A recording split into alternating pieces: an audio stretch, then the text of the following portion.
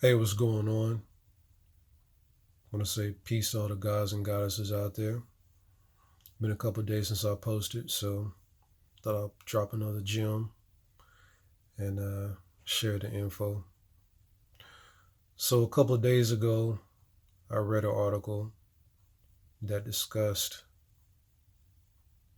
the concept of Sweden wanting to get rid of all of their physical currency by 2025, which is technically about 6 years away. So, in said article, there were pros and cons uh, from the author's perspective, as well as people that he interviewed. Pros: easier to pay for stuff, convenience, um, not having to carry cash or go to a bank for uh, getting the funds that you need. Um, Also, making things easier for transactions, for whether it be business or personal or um, interacting with other people. The cons. So, as you know, if you don't know, you're going to find out. When you have physical money, that is something that gives you, to some degree, control over what you do. Um, Whatever system you fall under based off the country, if you have all digital currency, that can be taxed, that can be inflated or deflated at the blink of an eye, and you have no say so as far as being able to have access to your funds beforehand. And if you don't believe me, you can do a simple Google search on what happened to the Greeks a couple of years ago, right before the um, financial crash. You can also look up the Nigerian nightmare that happened several years ago due to hyperinflation. You can also look at our current fiscal situation over the past, if you want to go back 100 years, you can do that. But within the past 5 or 10 years, you can see how much our currency has been devalued and how much it is uh, not worth. I digress. So, with um, them doing that, as I said before, you have an issue of not being able to readily move your money or transfer your money without the powers that be in your respective uh, dwelling of residence knowing about it. Also, there's an issue of taxes. You can be taxed for any large amount, and you have to pay. Um, if there's a bank holiday, that can be done at any given time. You have no say so in it because if there's no paper cash, there's nothing to withdraw or to transfer your currency over to or to put it in another form of um, wealth, if you would. The article went on further to discuss uh, 1 in 5 Swedes or Swedish um, don't even use cash, and that's fine.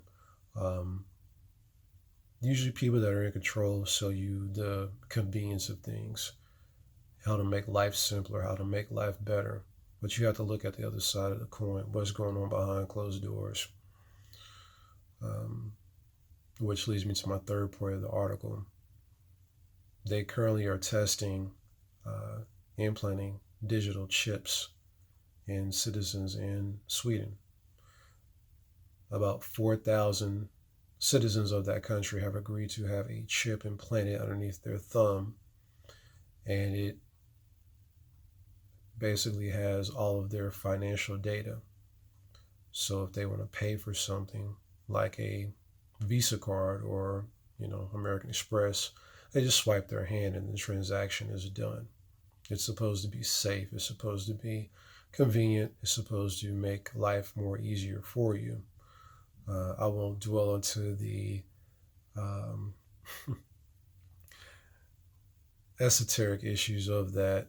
I will say that um, where would that stop once started? Your financial life on a chip. We might as well put your health life. We might as well put your criminology, your citizenship. Now you're talking about more security. Now you're talking about um, basically your digital print, your footprint. You're not a you're a number at that point. You're basically a step away from being a robot, which, as most people know, that's the end game of certain people that be in power. But I digress. So overall, I would say be aware of that. Um, Other banks, businesses are watching to see how this process plays out in Sweden. You can trust and believe that if deemed successful and all the kinks are worked out, would make its way to other parts of Europe and eventually the rest of the world, specifically across the pond to the great old US of A. Um, if you don't think that that's possible, just currently look at the big push for digital things that are going on in this country. Look no further than Amazon and Google, uh, Google Nest, Amazon Alexa, and I've noticed a lot this year. There's a big push for um, video chatting.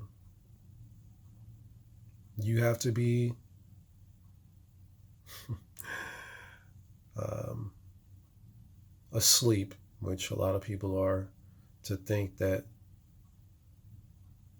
the recordings and the ability to turn said videos on or off are not being stored and used for other purposes. And at some point, there will be a grab for said technology. Anyway, switching gears, there's an awesome movie out right now that I highly recommend. Um, my take on the film industry is that um, a lot of things have to be told just because that's the way it's set up by design. Um, as a master brother, him had said, art imitates reality, and there is no greater truth than that. Um, the movie that I currently watched, and I highly recommend um, you all to check out, especially the goddesses out there. It's a movie called Widows. In this film, um, it tells a story of a few married couples, and the men in the relationships commit crime, and um, they each have their own dynamics within their individual households. The men end up doing a job which costs them their lives, and the widows of said men are instructed to pay back a debt to a person that does not so positive things. As a result, they decide to pull a heist to pay back that debt. A couple things. One, um, again, are imitating reality.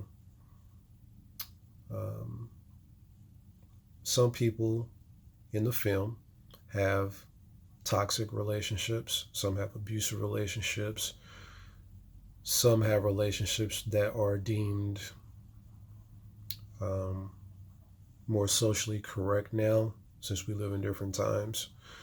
You have to go see this movie for yourself so you can draw your own conclusions. My point being that everything isn't always peaches and cream, and the grass isn't always greener on the other side. I'll let you take what you will from that. Um, One thing I can comment on in greater detail, there's a scene where a politician goes to talk to his constituents. And in the scene, um, the politician goes to the hood and talks to a bunch of black women primarily, and talks about how they were given opportunities to have their own businesses, so on and so forth. This politician then gets in his car and has a conversation with his chief of staff, who is a woman. And there's two things going on in the scene. One, they're having a discussion about him being a politician, what she sees in his eyes as being a man and what he needs to do. But at the same time, the camera is set on the outside of the limo. So they start off in the hood, and because he is a politician in that area, he has to have a house within that area. So as he leaves that area, the climate, the surroundings, the houses, the streets, the conditions go from crap to immaculate, all within a 5 to 10 minute drive. So I found that to be very realistic. Another scene in the film, um, the the dynamics between the husbands and the wives are very, very powerful. The wives, unfortunately, don't know or aren't good stewards of their finances. And this goes out to the goddesses out there. Um, it's 2018. If you have a significant other, not only want to say that, but as an adult, as a grown up, you have to do your due diligence to be able to take care of yourself as far as the basics. Know where your money's going, um, how much you got going out, how much you got going in, versus depending or expecting somebody else to do that for you. Because in the film, they expected that, and it really came back to bite them. I really won't go into too much more detail on that, but um, want to comment on those two films, or that film and that particular subject. I'm going to go ahead and get off here. If you like what you heard, hit that like button. Let me know what you think. Comments are always welcome. Again, peace and blessings to the gods and goddesses, and I will chat with you another time.